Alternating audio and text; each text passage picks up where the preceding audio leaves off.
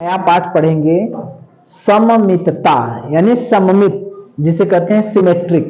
सममित क्या होता है? ठीक है। सममित यानी सिमेट्रिक।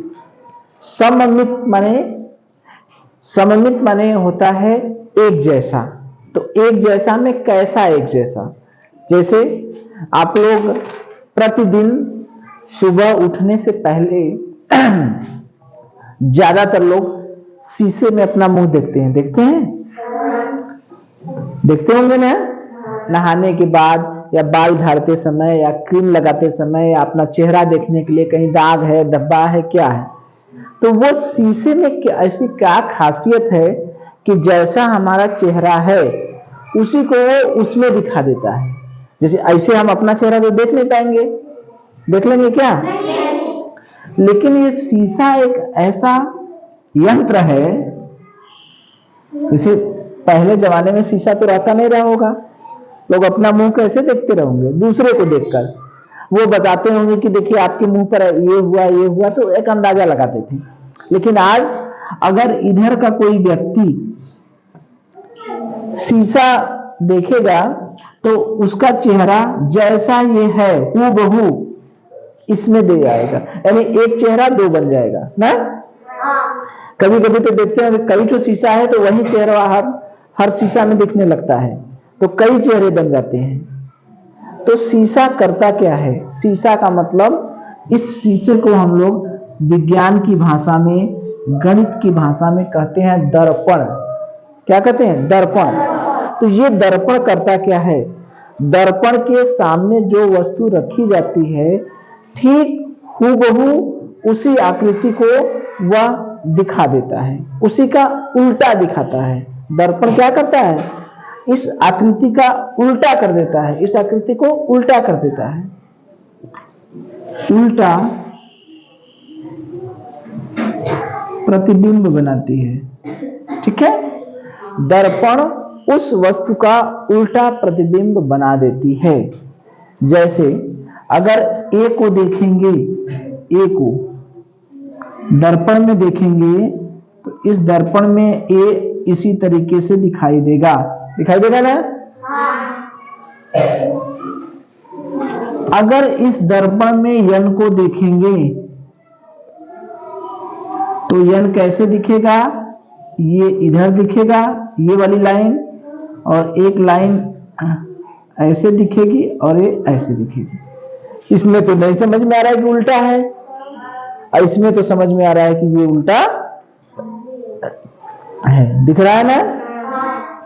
तो दर्पण जो है किसी वस्तु का उल्टा प्रतिबिंब बना देता है।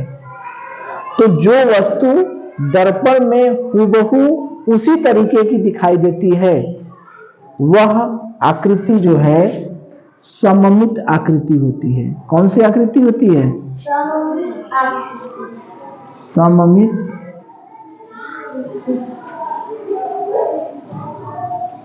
आकृति। ठीक है। सिमेट्रिक फिगर, सिमेट्रिकल फिगर, सममित आकृति, यानी जिस वस्तु का प्रतिबिंब दर्पण में हूबहू दिखाई देता है उसी तरह दिखाई देता है। उल्टा होता है, लेकिन उल्टा होने के बावजूद भी वह वस्तु दर्पण में उसी तरीके से दिखाई देती है, उसको कहेंगे सममित प्रतिबिंब। यानी हमारा ए जो है, ए का प्रतिबिंब, ए कैसी आकृति है? सममित आकृति। ठीक है। लेकिन यह सममित आकृति नहीं है। बी को देखेंगे दर्पण में तो बी कैसे दिखेगा? ऐसे दिखेगा। तो बी सममित आकृति है? बी बदल गया कि नहीं? तो बी सममित आकृति है? बताइए। नहीं है। लेकिन अगर हमने यच को देखा तो यच इसी तरीके से दिखेगा ना। तो यच कैसा है? सममित आकृति है। तो सममित आकृति में होता क्या है? ठीक है। अब देखिए, ध्यान से देखिए, यानी एक चीज तो हम समझ गए,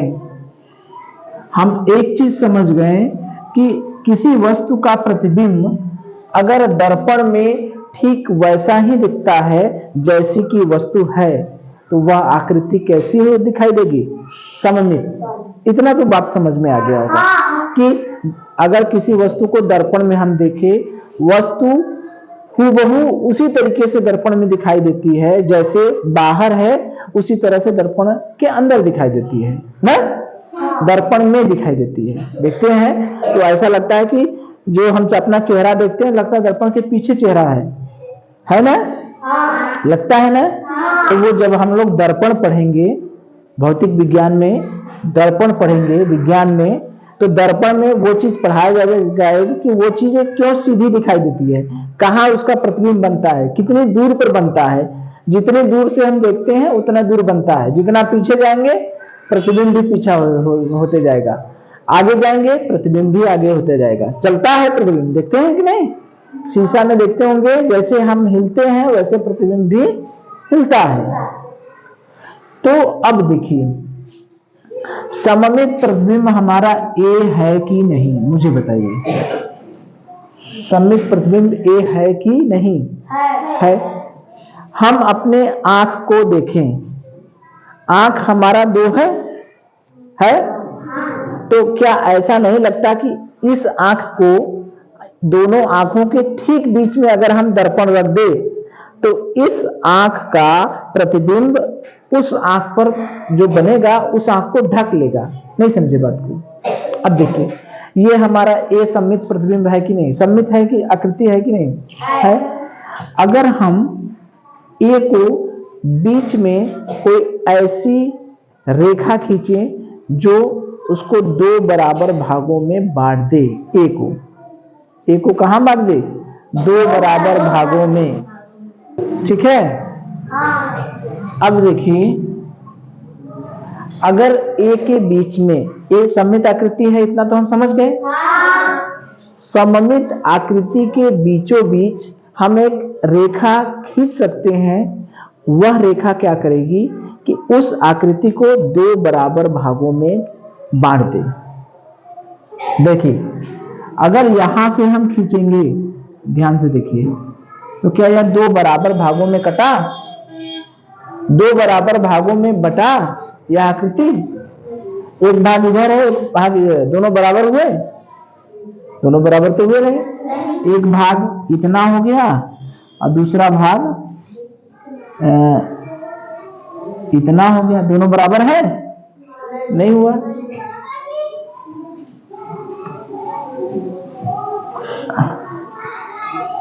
कोई एक जगह, एक पॉइंट ऐसा बताइए जहां से इसको काट दें कि आधा आधा हो जाए, जिसे कहते हैं ठीक बीचों बीच काट दें आधा आधा हो जाएगा। ऐसा होता है ना? अब देखिए, एक वो अगर हम यहां से काट दें, आधा आधा हो जाएगा कि नहीं? दो टुकड़े हो गए, एक टुकड़ा इधर होगा, ऐसे होगा, ऐसे है ना, यहां तक, और यहां पर तो काटा गया है, ठीक, और एक टुकड़ा होगा ऐसे, नहीं हुआ? तो वो दोनों टुकड़ा एक जैसा लग रहा है? लग रहा है कि नहीं? तो क्या हुआ, अगर इस सममित आकृति में, सममित आकृति से होकर अगर हम कोई एक ऐसी रेखा खींच दे रहे हैं जो रेखा उस आकृति को दो बराबर भागों में बांट देती है, तो उस आकृति को हम लोग, उस रेखा को हम लोग कहते हैं सममित रेखा, सिमेट्रिक लाइंस। सममित रेखा, सममित रेखा समझ में आया क्या है? यह किस आकृति में खींचा जा सकता है? केवल सममित आकृति में ही। अब सोचिए कि हम बी को काटने के प्रयास करें, बी के बीचों बीच में रेखा खींचेंगे तो ये नहीं कर पाएगा, ठीक है? तो ये जो सममित रेखा है, इस आकृति को दो बराबर भागों में बांट देगी, ठीक है? अब इस सममित रेखा पर अगर हम दर्पण रख दें,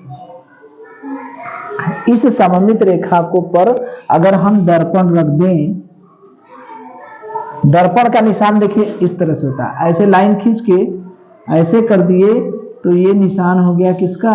दर्पण का। तो इस सममित रेखा पर अगर हम दर्पण रख देते हैं तो एक आकृति का प्रतिबिंब दूसरी आकृति को ढक लेगा। मतलब समझ रहे, इसका जो प्रतिबिंब बनेगा वह इसको ढक लेगा। इसका प्रतिबिंब कहां बनेगा? इसी पर बनेगा ना।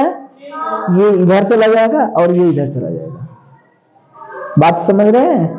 तो इन आकृतियों को कहते हैं सममित आकृतियां। सममित आकृतियां यानी ये दोनों आकृतियां एक दूसरे के क्या है? सममित है। तो हमने क्या देखा?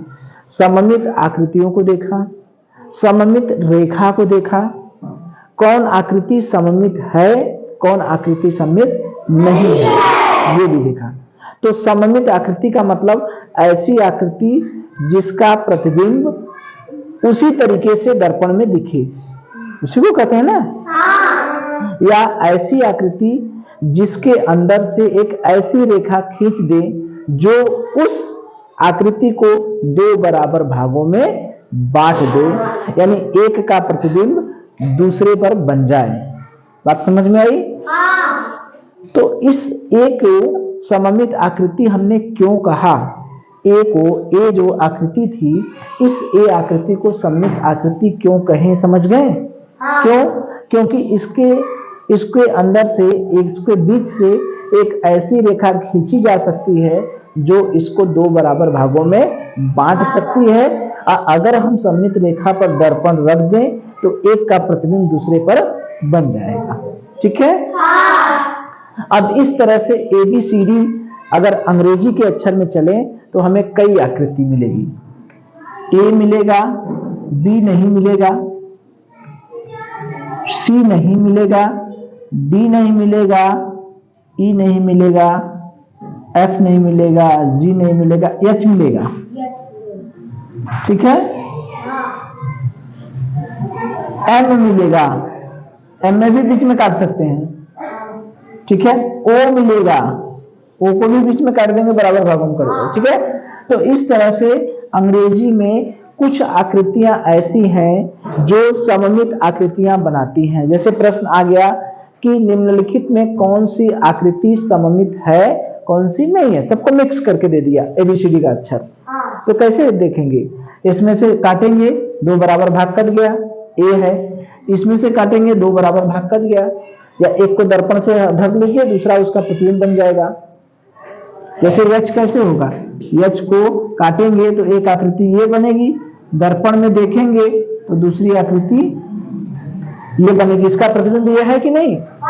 दोनों को मिला दिए तो ये क्या बन गया? H बन गया। या H के बीचों बीच एक ऐसी रेखा खींची जा सकती है जो इसे दो भागों में, दो बराबर भागों में बांट सकती है। उस सममित रेखा पर अगर हम प्रतिबिंब, कोई दर्पण रख दें तो वो दर्पण एक का प्रतिबिंब दूसरे पर बना देगा। ठीक है? तो ये सममित आकृति की बात हो गई। यानी सममित आकृति को छांटना होगा अंग्रेजी के अक्षरों में से, तो छांट लेंगे। ठीक है? इसी तरह से देखिए X है, ये भी सममित आकृति बना देगा ना। अब देखिए, ये तो हो गई अक्षरों की बात, अंग्रेजी के ABCD अक्षरों की बात। ठीक है? क्या हम अपने चारों तरफ भी बहुत सी आकृतियां देखते हैं जो सममित आकृतियां होती हैं? जैसे इस शंकु की बात करें, ये क्या है? शंकु है कि नहीं? क्या इस शंकु के आकृति सममित है कि नहीं? इसके बीचों बीच कोई ऐसी रेखा खींची जा सकती है जो इसे दो बराबर भागों में काट दे, बांट दे? बताइए। यहां से खींचे, बांट सकते हैं ना? ये आकृति क्या है? सममित है। इसी तरह से होता है बेलन, इसको क्या कहते हैं? बेलन। क्या कहते हैं? बेलन। ठीक है? तो देखिए, ये है बेलन, इसको क्या कहते हैं? बेलन। तो बेलन की आकृति भी जो है वो क्या है? सममित आकृति है कि नहीं? दो बराबर भागों में काट देगा। आपने गोला को देखा होगा। ठीक है? गोला, गोला हो गया, वृत्त हो गई। ठीक है?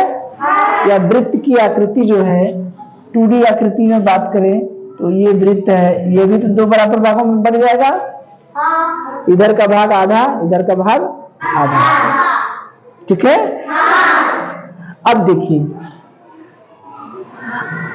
हम लोग आम का, पीपल का या जो भी पेड़ पौधों की पत्तियां देखते हैं, उस पत्ती को अगर देखिए तो पत्ती को भगवान ने ऐसा बनाया है कि उसकी आकृति भी सम्मित जैसी लगती है। ये पत्ती हमने बनाया है, पत्ती के बीचों बीच एक रेखा जाती है, जो रेखा यहां से अगर हम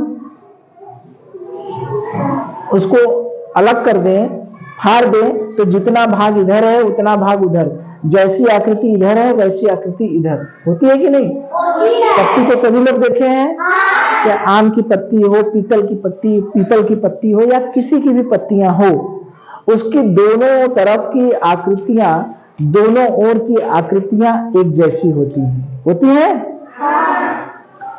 भगवान ने हमको भी बनाया है, तो हमको भी तो एक जैसा बनाया है, नहीं बनाया है क्या? हमारे बीचों बीच ये जो रीढ़ की हड्डी है, ये जो रीढ़ की हड्डी है, रीढ़ की हड्डी के इधर की आकृति और इधर की आकृति, ठीक है। दोनों ओर की आकृतियां अगर हम देखेंगे तो वो दोनों ओर की आकृतियां क्या होती हैं? एक जैसी होती। इधर का हाथ, इधर का हाथ एक जैसा है, इधर का कान, इधर का कान एक जैसा है। अब ये मत कहिएगा कि एक लोग का कान मुड़ गया तो अलग हो गया, लेकिन भगवान ने बनाया है एक जैसा, लेकिन किसी वजह से कट गया, मुड़ गया तो अलग बात है। इधर का आंख और इधर का आंख एक जैसा है। मुंह को आधा ढक देंगे तो आधा भाग इधर और आधा भाग इधर एक जैसा है। नाक के बीचों बीच इधर की आकृति इधर की एक जैसे है ना। अगर एक जैसे नहीं होता तब क्या होता? अगर इधर का नाक टेढ़ा होता, इधर का आंख दूसरे चले होता, तो उसको नक टेढ़ा या कुछ कहते ना, तो देखने में बढ़िया भी नहीं लगता। इधर का पैर, इधर का पैर एक जैसी आकृति है ना। तो सममित आकृतियों के बारे में हमें लगता है कि समझ गए, ठीक है। अगर आपको ये कहा जाए कि कुछ आकृतियां आपके सामने चित्र बना दिया जाए और आप बताइए कि इसमें सममित आकृतियां कौन कौन है, बता देंगे? बता देंगे? चलिए देखिए, ये जो आकृतियां हैं, ये आकृति जो पहली आकृति है इसमें देखिए, चलिए ये देखिए जो आकृति है, इस आकृति में ये जो सममित रेखा है या सममित अक्ष है, इसे दो बराबर भागों में बांट रहा है कि नहीं? ठीक है। और ये देखिए ये तितली है, क्या है? तितली है। तितली के बीचों बीच एक रेखा खींची जा रही है। तितली के दाएं और बाएं दोनों की आकृतियां क्या हैं? एक जैसी। ये देखिए पतंग आपने देखा है, ये देखिए पतंग है। ये पतंग के बीचों बीच एक रेखा खींची जा रही है, ये भी सममित रेखा है। ये शंकु देखिए, अभी हमने चित्र बनाया था। ये देखिए गोला है, इस गोले के बीचों बीच एक रेखा खींची जा रही है। ये देखिए ये पत्ती है, पत्ती के बीचों बीच, और ये भी देखिए पत्ती है, ये भी सममित अक्ष है, ठीक है। और आकृति देखिए, ये देखिए समद्विबाहु त्रिभुज है। इसके बीचों बीच ये जो रेखा है, इस रेखा, यह रेखा, इसको दो बराबर, एक भाग ये और एक भाग ये है। और वर्ग देखिए, ये वर्ग है, वर्ग के बीचों बीच एक जो रेखा है वो इसे दो बराबर भागों में बांट दे। ये समद्विबाहु समकोण है, समद्विबाहु समकोण के ये बीचों बीच ये जो रेखा है, इधर की आकृति और इधर की आकृति दोनों क्या है? समान है। ये आयत है, आयत के बीचों बीच देखिए ये वाली आकृति, बीचों बीच ये रेखा खींची जा रही है। ये आकृति है, इसमें देखिए ये बीचों बीच आकृति खींची जा रही है, ठीक है। यहां से ये आकृति 2 में भी ये बीचों बीच ये वाली जो आकृति है, और आकृति 3 में आयत है, ठीक है। ये यहां से यहां तक ये जो रेखा है, ठीक है। इस तरह से देखिए कई आकृतियां हैं, ठीक। इसमें देखिए अंग्रेजी के अक्षरों में बताइए, यू होगा कि नहीं? यू के बीचों बीच रेखा खींची जा सकती है कि नहीं? एन नहीं होगा, जेड भी नहीं होगा, ए होगा, लेकिन ए होगा, यम होगा, यम के बीचों बीच खींचे जा सकते हैं। ठीक है, चलिए देखिए ये चित्र है, इसमें आपको ये बताना है कि कौन सी ऐसी रेखा है जो सममित रेखा है या सममित अक्ष है या दर्पण रेखा है। तीनों एक ही मतलब है, सममित रेखा, सममित अक्ष या दर्पण रेखा।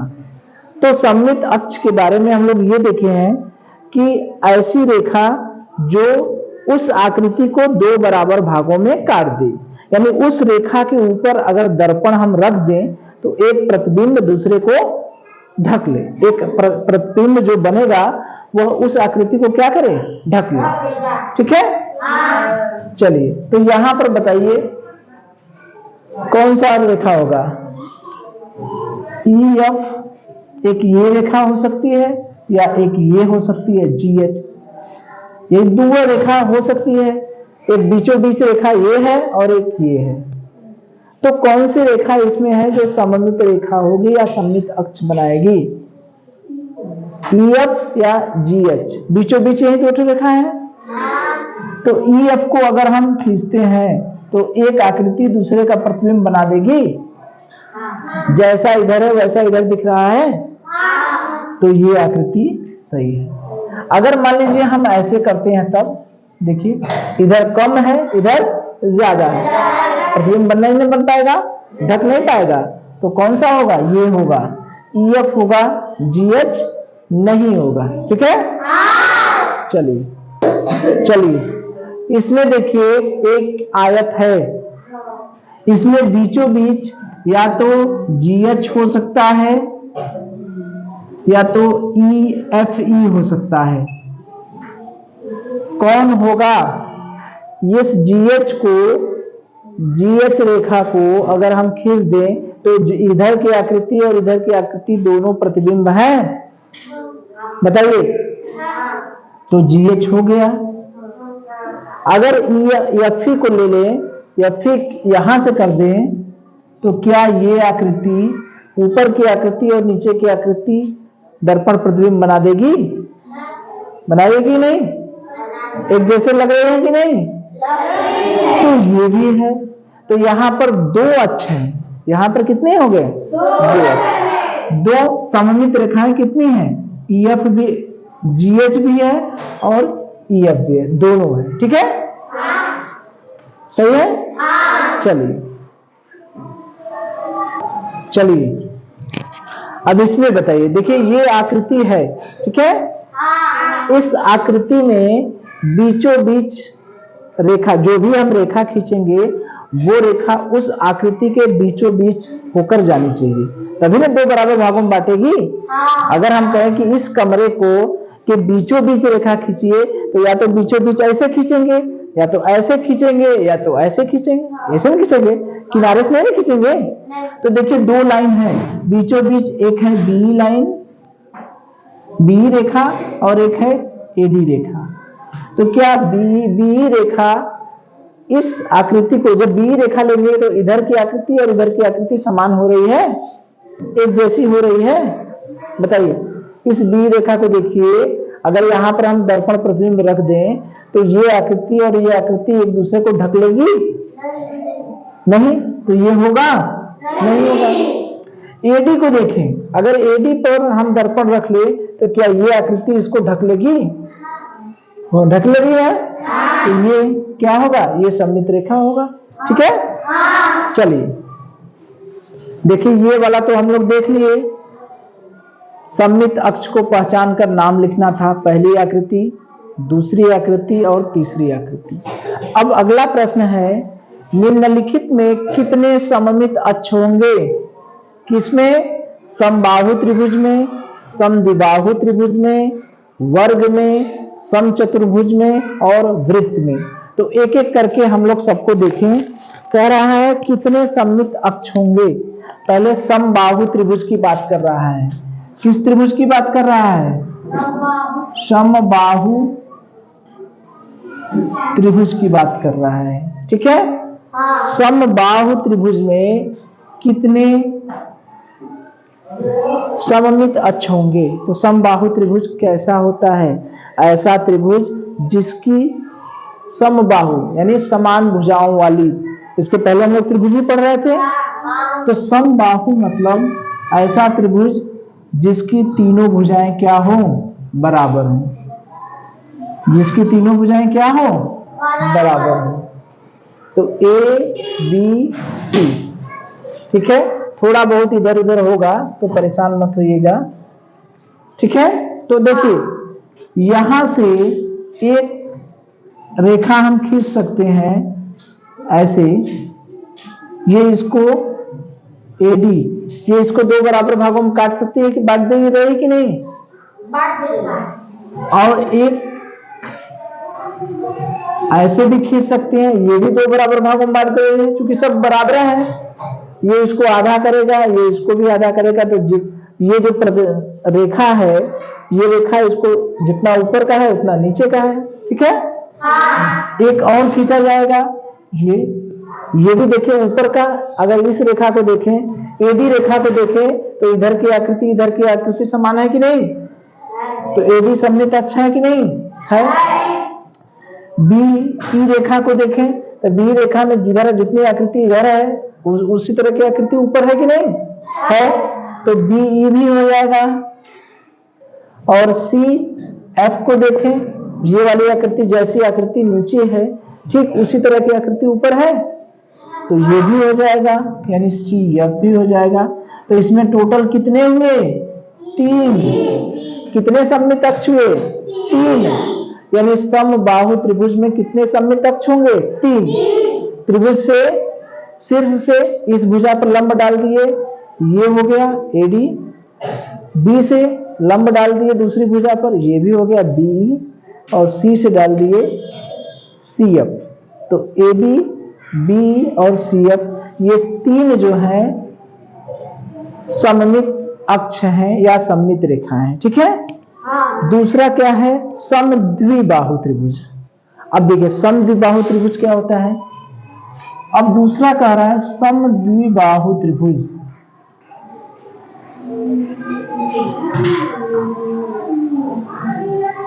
अब इसमें क्या है? समद्विबाहु। द्विबाहु त्रिभुज का मतलब ऐसा त्रिभुज जिसकी 2 भुजाएं बराबर हों। कितनी भुजाएं बराबर होती हैं? 2 भुजाएं। तो मान लीजिए ये भुजा बराबर है ए बी सी। अगर हम ये भुजा और ये भुजा बराबर है, ठीक है, तो अब देखिए यहां से अगर हम इस पे लंब खींचेंगे तो एडी इसको 2 बराबर भागों में बांट दे रहा है कि नहीं? तो एडी तो होगा सममित अक्ष।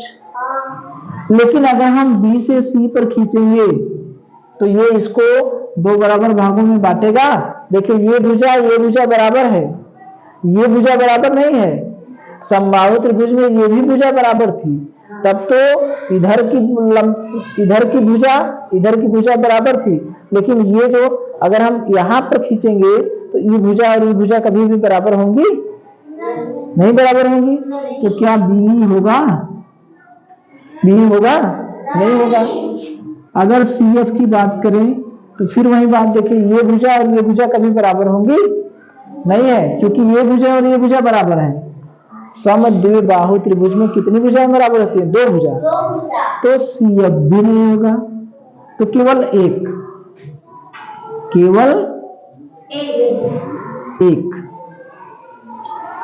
अब इसके बाद किसके बारे में बात कर रहा है? वर्ग के बारे में, ठीक है। चलिए अब देखिए हम लोग वर्ग के बारे में देखेंगे। किसके बारे में? ये अपना हो गया वर्ग।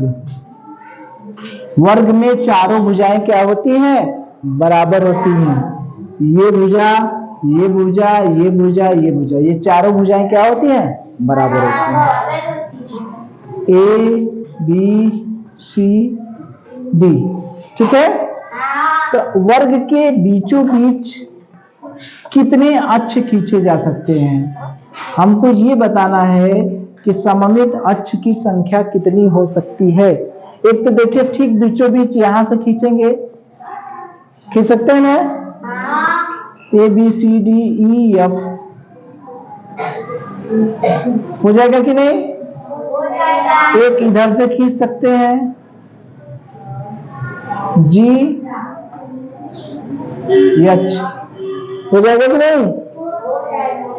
जी एच, ठीक है। A B C D E F, यहां ऊपर की आकृति और नीचे की आकृति समान है, ई एफ हो गया। जीएच में इधर की आकृति, अगर जीएच रेखा खींचे तो इधर की आकृति और इधर की आकृति समान है, जीएच हो गया, ठीक है। और एसी, ये देखिए ऐसे, तो इधर की आकृति समान है कि नहीं, एसी और बीडी, ये भी हो गया, कौन हो गया, बीडी, ठीक है। चलिए, तो इसमें कितने सममित अक्ष हो गए, कितने हो गए, कितने हो गए, 4। सममित अक्ष की संख्या कितनी हो गई, 4, ठीक है। अगला है देखिए समचतुर्भुज के बारे में, किसके बारे में, समचतुर्भुज। तो ये समचतुर्भुज क्या होता है? समचतुर्भुज का मतलब ऐसा चतुर्भुज जिसके आमने सामने की भुजाएं बराबर भी हो और समांतर भी हो, बराबर भी हो और समांतर भी हो। ए बी सी डी, ये आमने सामने की भुजाएं जो हैं वो बराबर भी हैं और समांतर भी हैं, ठीक है। तो यहां से देखिए, अगर हम बीचों बीच करेंगे, तो यहां से अगर हम बीचों बीच करेंगे तो ये आकृति और ये आकृति प्रतिबिंब बन जाएगा, नहीं बनेगा, नहीं बनेगा ना। ये आकृति थोड़ी बड़ी है तो इसका मतलब ऐसे नहीं हो पाएगा।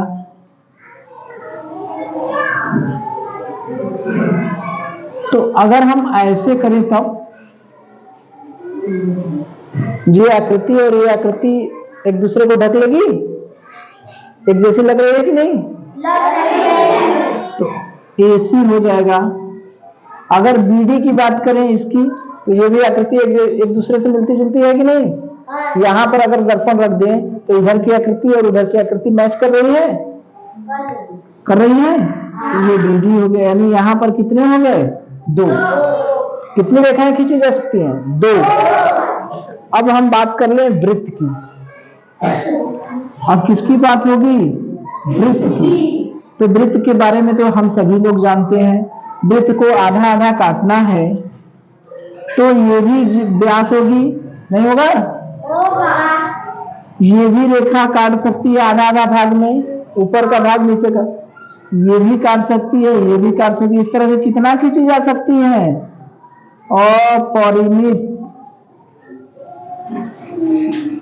रेखाएं, नहीं है, अपरिमित सममित रेखाएं, यानी वृत्त में कितनी रेखाएं खींची जा सकती है, अपरिमित, असंख्य या अनगिनत कई ठो रेखा खींची जा सकती हैं जो 2 बराबर भागों में वृत्त को काट देगी, नहीं होगा क्या, होगा। ये भी होगा, इधर का भाग इधर का भाग, जितने व्यास खींचे जा सकते हैं, जो व्यास होगा वो वृत्त के 2 बराबर भागों में बांटेगा।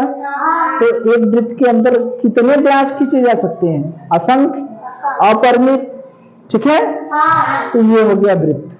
वृत्त के अंदर कितने हो गए, अपरिमित या अनंत, ठीक है। प्रयोग है, मतलब निम्नलिखित की रचना कीजिए जिसमें एक त्रिभुज बनाइए जिसमें एक सममित अक्ष हो। त्रिभुज में कितना सममित अक्ष हो, एक सममित अक्ष हो। और दूसरा है एक त्रिभुज बनाइए जिसमें 3 सममित अक्ष हो। तो एक वाला क्या था, समबाहु त्रिभुज था, देखे थे। अब 3 वाला क्या था, समद्विबाहु त्रिभुज था जिसमें एक अक्ष था, और समबाहु था तो उसमें 3 ठो अक्ष था, और एक त्रिभुज जिसमें एक भी सममित अक्ष शामिल न हो। तो ये सवाल अभी हम लोग किए हैं। देखिए ऐसा त्रिभुज बनाइए जिसमें एक सममित अक्ष हो। तो कौन सा त्रिभुज था? इसकी दोनों भुजाएं बराबर थी, ये भुजा और ये भुजा बराबर थी, ए बी सी डी, यही ना था? ये सममित अक्ष है, तो ये कौन सा त्रिभुज है?